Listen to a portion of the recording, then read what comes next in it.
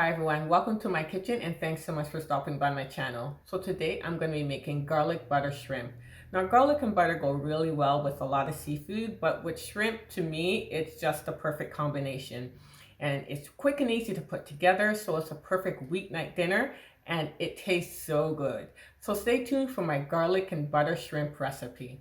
So I have about 2 pounds of shrimp here already peeled. And I'm adding about 1 tablespoon of pink Himalayan salt, about 1 tablespoon of cayenne pepper, and about 1 tablespoon of garlic powder.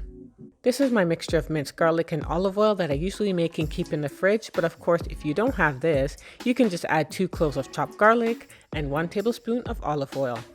I'm also adding 1 tablespoon of sesame seed oil, and now I'm mixing everything together. Now adding sesame seed oil is totally optional, but I really like the nutty flavor that it gives and it really smells amazing. I have my pan heated up to medium heat, and now I'm adding some olive oil and pouring in the shrimp. After about a minute, I'm adding 2 tablespoons of butter and I'm mixing it all together. I'm mixing the shrimp around until I see it turn pink, which should take just about 5 minutes.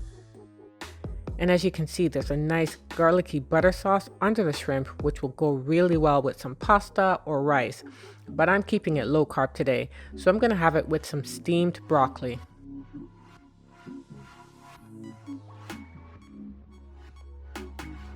And adding some of that garlic butter to the broccoli is all I need to make this the perfect meal.